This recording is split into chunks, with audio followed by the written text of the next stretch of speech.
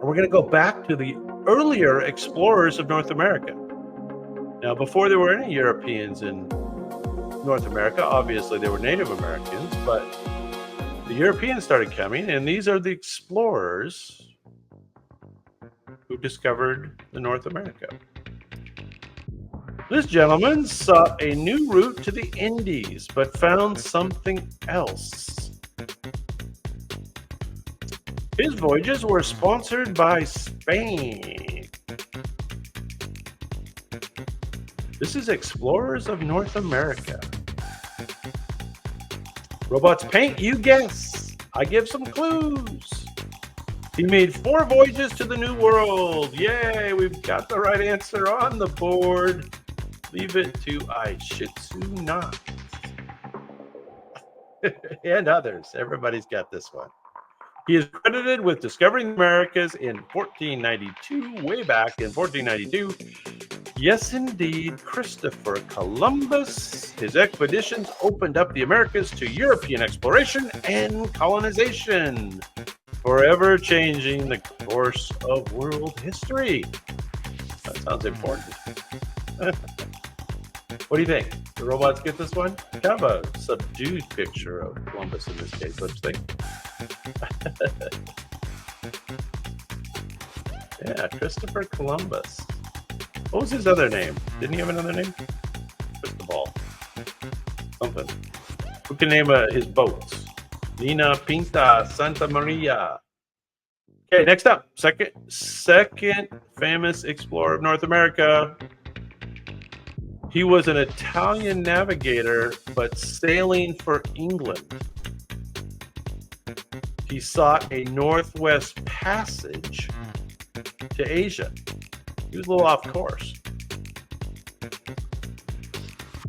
He did explore the coast of Canada.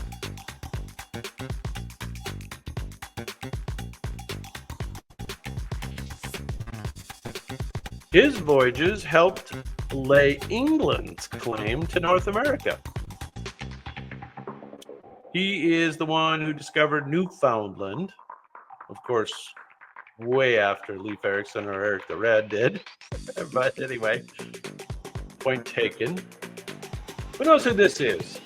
This is a guy from England. A guy from England, 1450 to 1499. Just right after Columbus. Right then. This is John Cabot. Learn something every day on Quick Bite History. John Cabot's expeditions were some of the earliest English explorations of North America, contributing to the eventual establishment of British colonies in the New World. John Cabot. Didn't know that, did you? You guys didn't know that. Save some of those answers. Those other answers are going to come up. Okay, number 3. He was a Spanish conquistador. He explored the southeastern North America. He searched for gold and riches, those Spanish. He was the first European to cross the Mississippi River. So there's the key clue. Who was the first Spanish conquistador to cross the Mississippi River? His expedition covered much of current southern U.S. So where I'm at, this is the guy that explored the southern U.S. Bet you didn't know. Who knows who this is? Not Cortez, not Coronado, not Columbus, obviously. This is a gentleman named Hernando de Soto. Remember that. Hernando de Soto's expeditions mapped much of the southeastern United States and were among the first to document encounters with Native American civilizations, the big mound builders. Yeah, how about that? Not Cortez. Cortez is a reasonable answer. He's a conquistador. But this was Hernando de Soto. Number 4. It's time for number 4. Kind of a pudgy guy, wasn't he? De Soto. This gentleman was a French navigator. He explored the St. Lawrence River. So moving back up north again. His voyages laid the foundation for French claims to North America. So, who was it that was the English guy? Cabot was the English guy. And this is the French guy. He was also searching for a Northwest Passage.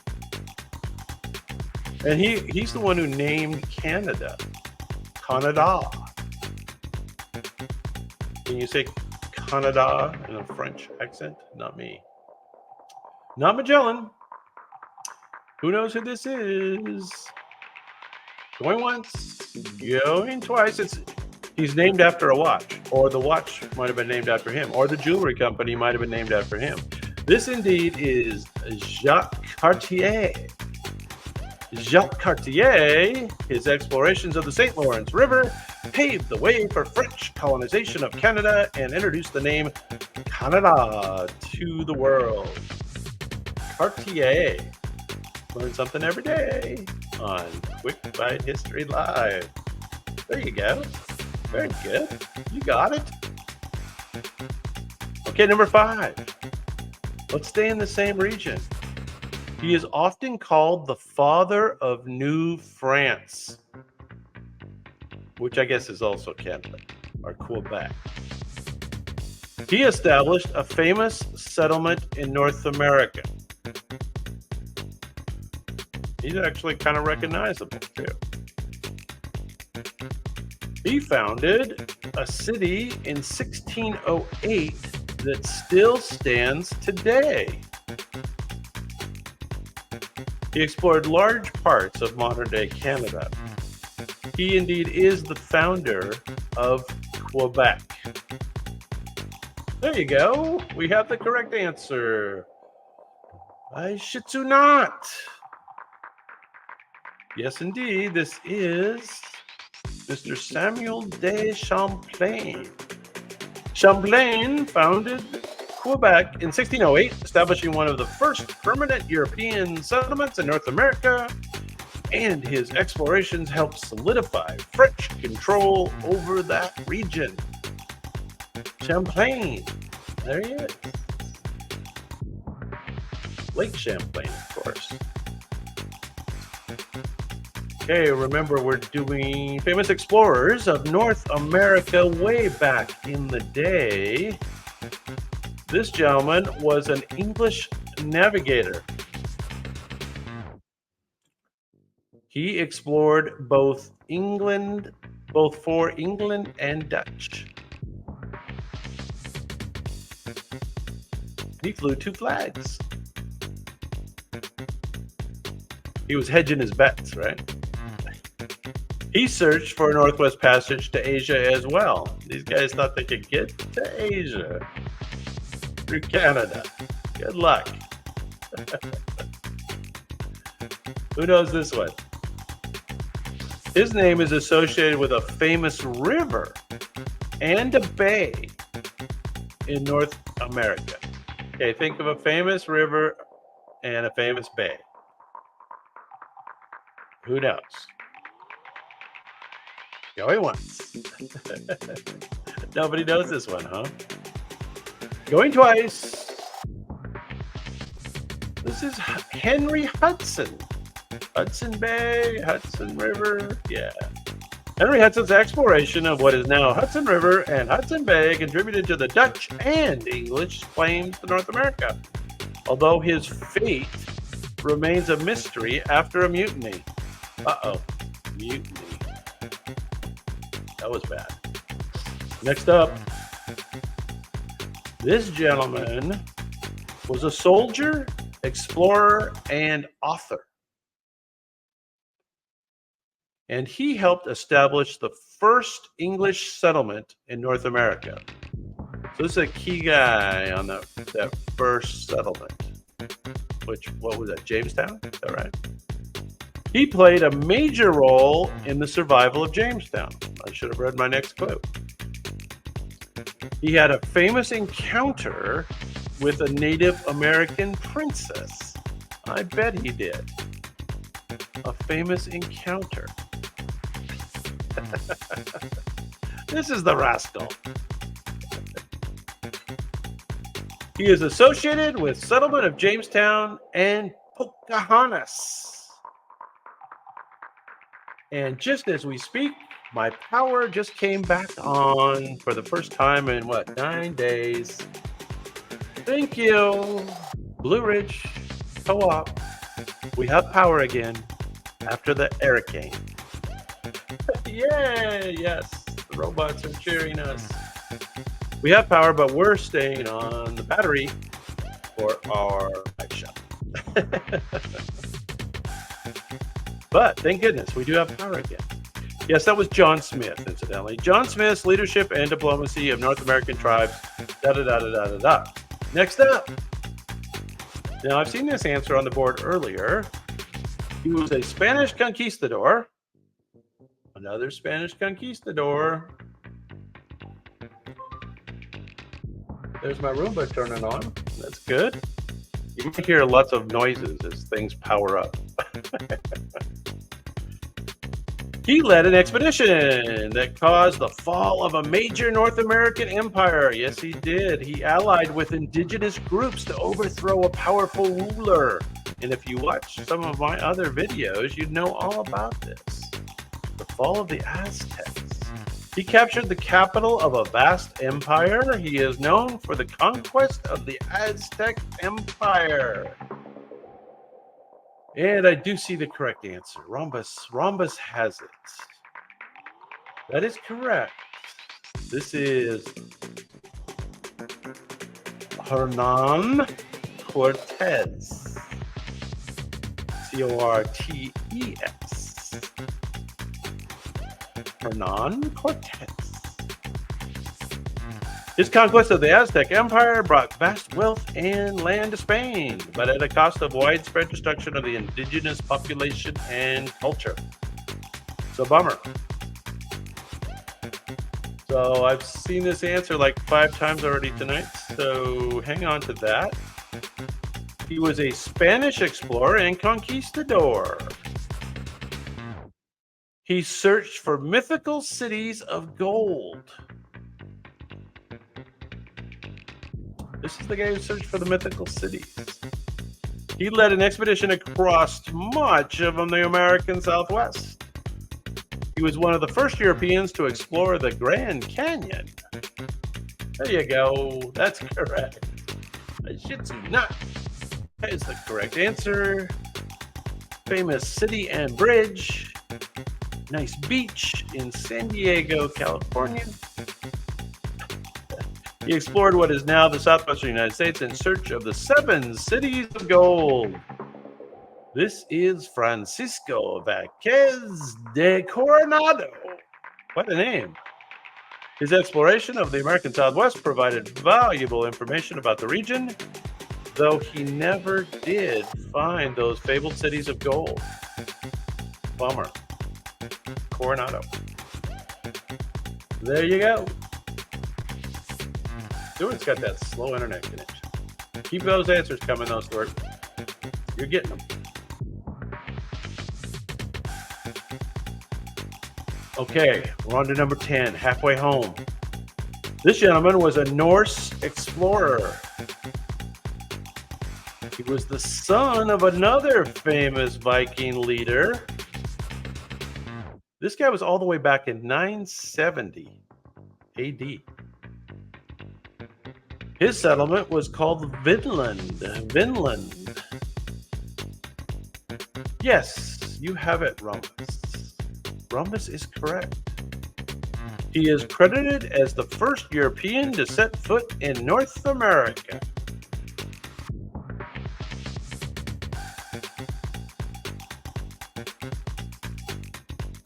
Leif Erikson's voyage to Vinland, modern-day Newfoundland, around 1000 AD, marked the first known European exploration of North America nearly 500 years before Columbus. Leif Erikson. There he is. Anyway, we're kind of looking around the house right now, checking out our new power, our recovered power. Everything's coming back on. I even feel a little AC, which is nice for the first time in 9 days. It's good. Next up, I think I've seen this answer on the board tonight. He was an Italian explorer and cartographer. 1454 to 1512, if you're looking for the dates. He explored the coast of South America. This is the South America guy. His letters describe the New World as a separate continent. He was correct. Yeah, Amerigo. You got it. Who knows his last name? His letters describe the New World as a separate continent. Oh, I told you that already. A German mapmaker honored him by naming a continent after him. Oh, that's America. America is named after him. There you go. Yeah, Vespucci. Yes, indeed. This is Amerigo Vespucci. His recognition that the lands discovered by Columbus were part of a new continent, not Asia. He's the one who figured that out.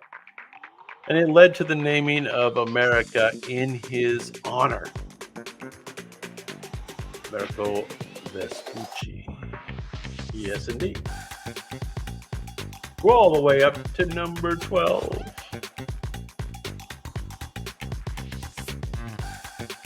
This gentleman was a Spanish explorer and another conquistador. He was the first European to explore Florida. There's your key clue. He searched for the mythical Fountain of Youth. This is the Fountain of Youth guy. Who knows who that was? He served as the governor of Puerto Rico. That must have been later, huh? He is associated with the discovery of Florida. Who remembers the name of this gentleman? This is Spanish explorer conquistador. Not Espinosa, not Balboa. No siree. But this guy's name is well known for the Fountain of Youth. There you go. A Shih Tzu, not Ponce de Leon. His explorations led to the discovery of Florida and the expansion of the Spanish territories in the New World. Though his search for the Fountain of Youth remains legendary only. Bummer. There is no Fountain of Youth.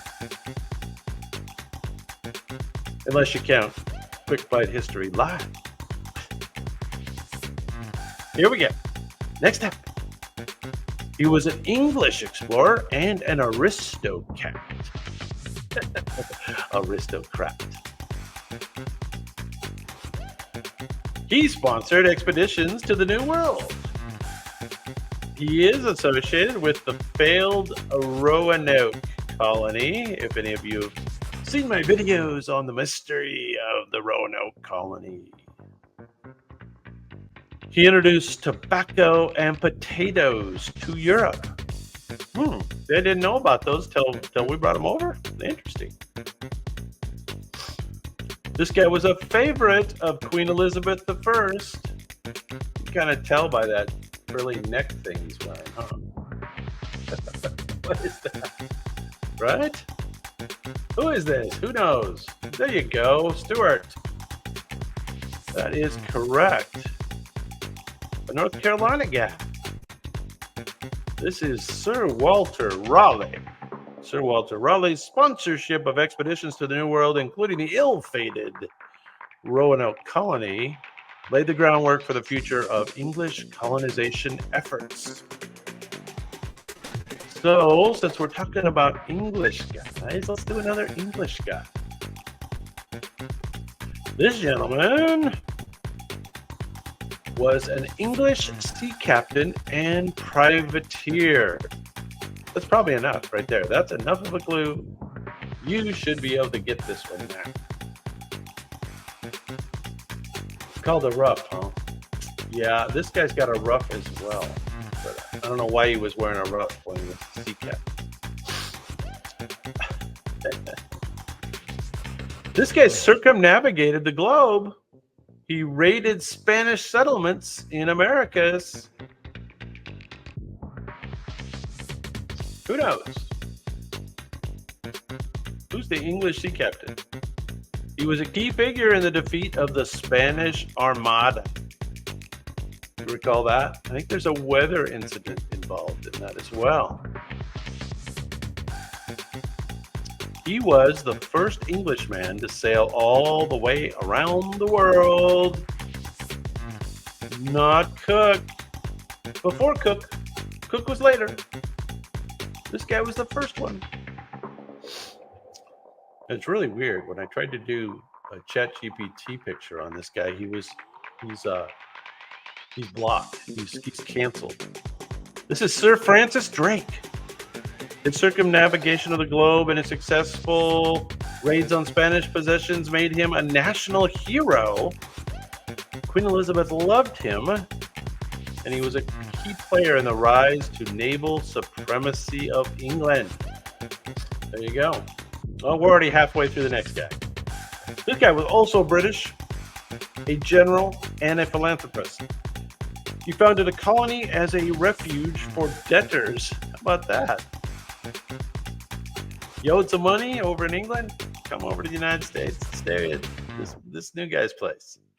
This colony served as a buffer between English and Spanish territories.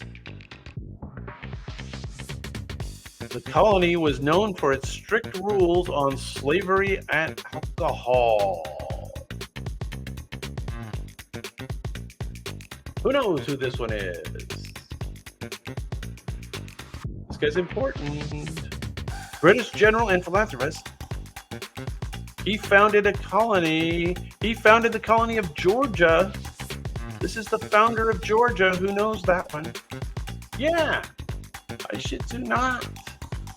James Oglethorpe's founding of Georgia provided a fresh start for English debtors and served as a buffer between Spanish Florida and English colonies. There you go. Learn something every day on Quick Bite History Live. Speaking of founders of colonies, this gentleman was an English Quaker and advocated for religious freedom. He founded a colony based on Quaker principles. I bet you know this one. His colony welcomed people of all faiths.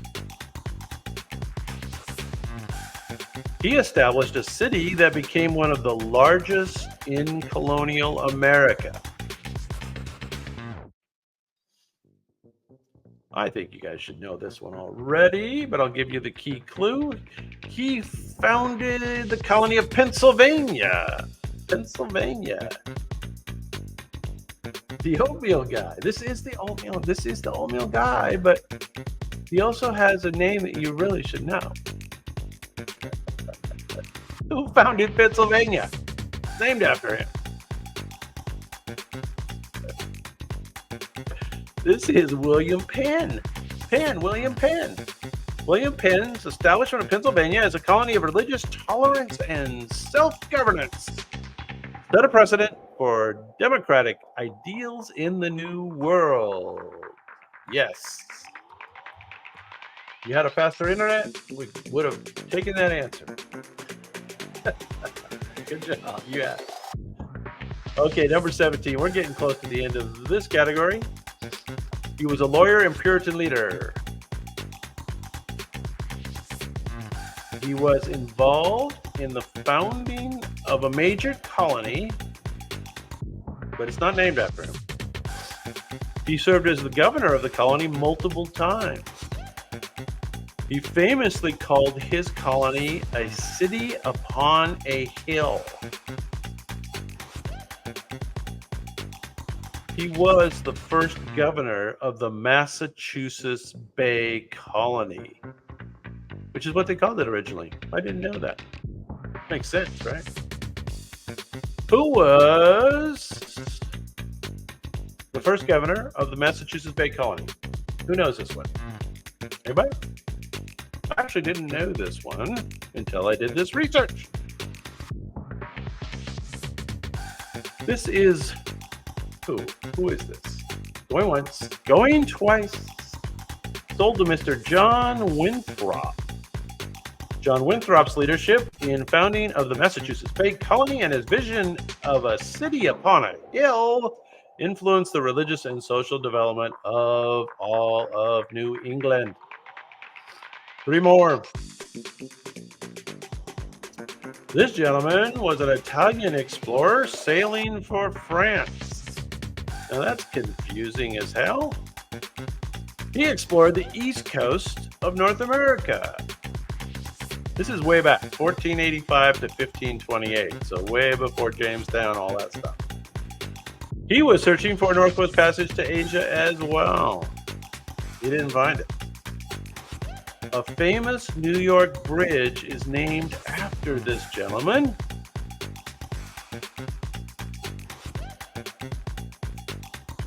He was the first European to explore New York Harbor, so connection to New York.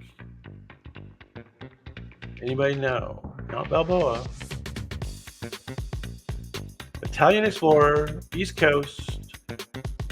New York Bridge is named after this guy. Who knows some New York bridges?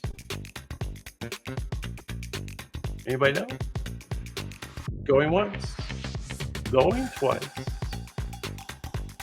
We'll sell it out to a gentleman named Giovanni de Verrazzano. Giovanni de Verrazzano. His exploration of eastern coast of North America, including New York Harbor, laid the foundation for future French and European expeditions to the region. 2 more. Now, I've been seeing this answer all night long. This gentleman was a Spanish explorer and conquistador. You can tell by the hat.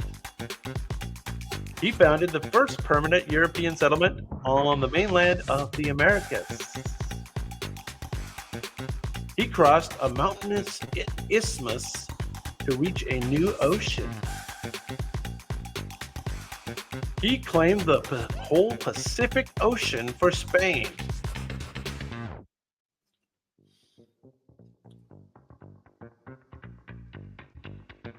Now, I should have not had the answer before the robot started painting. So I'm not sure about that one. How did you do that? He was the first European to see the Pacific Ocean from the Americas. Who did that? Who discovered the Pacific Ocean by walking across the mountains in, I think it was Panama? Balboa! Vasco Nunes de Balboa. He discovered the Pacific Ocean. There you go. All right. We've made it to the last one in the category. Not an easy one. Not an easy one at all. This guy has an extremely complex name because he's French. He was a French explorer and fur trader. He sought to establish a French colonial empire along a major North American river. His expeditions took him from the Great Lakes to the Gulf of Mexico. This is the guy who sailed down the Mississippi River. He claimed vast regions for France. Oh, this was that whole deal that Thomas Jefferson did later to buy it from France, right? The Louisiana Purchase. Anyway, this is before all that. Naming the territory after his king. He is known for claiming the Mississippi River basin for France and naming it Louisiana. Who knows who this is? This is not Jean-Luc. Jean-Luc went further. I'm going to be challenged by this name. He goes by a shorter name, but I'm going to try to do the whole one. René Robert Cavalier Sieur de La Salle. Okay, La Salle. La Salle is the operative. La Salle. All right. Well, how'd you guys do? Did you do okay? Not too bad?